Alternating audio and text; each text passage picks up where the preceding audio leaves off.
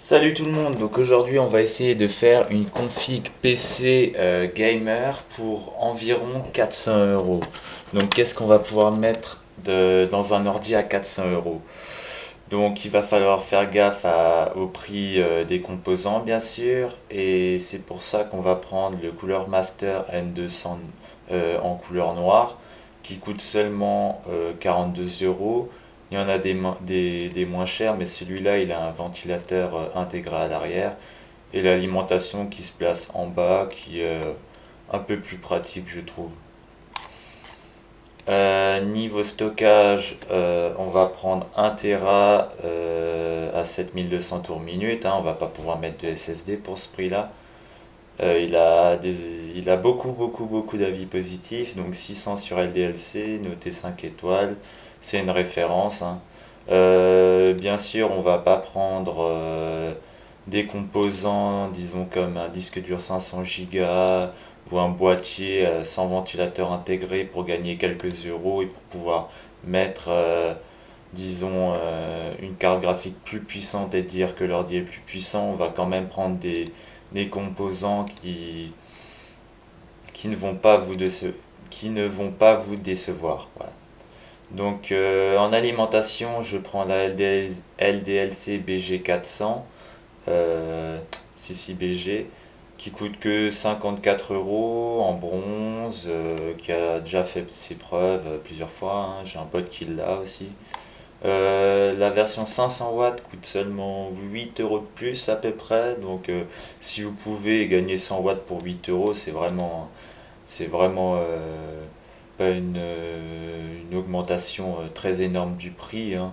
Donc je vous conseillerais de prendre la 500 watts. Mais pour rester à 400 euros, on va prendre la 400 watts qui est suffisante aussi, hein, si vous upgradez pas. Après, niveau carte mère, j'hésitais donc entre une gigabit et une MSI. Donc là, c'est la MSI.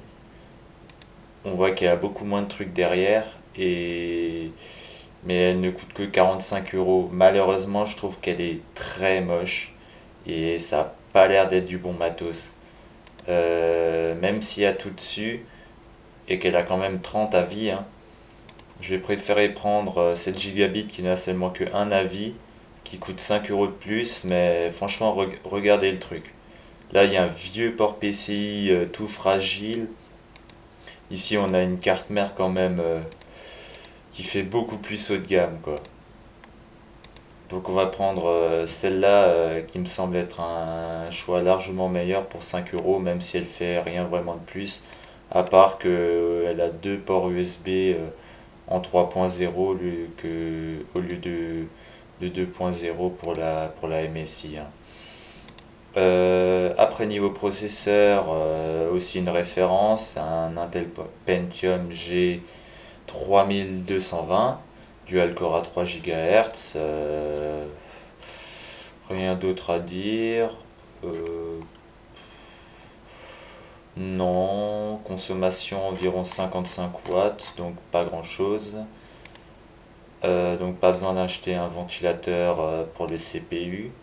Celui d'origine suffira largement. Et là, niveau GPU, j'ai longtemps hésité. Au début, je voulais partir sur une R7 250 et mettre quelques ventilos en plus dans l'ordi. Mais franchement, elle coûte 83 euros et celle-là 110. Mais lorsque vous regardez les performances, euh, là on a celle à 83 et là celle à 110. Ouais, c'est environ le double. La consommation aussi, mais c'est environ le double du prix pourquoi pour 30 euros, même pas quoi. Voilà, donc c'est le double de performance quoi. Euh, Après, on va comparer donc ce GPU avec une référence de maintenant, donc la GTX 960 qui est le pur milieu de gamme quoi, de chez Nvidia.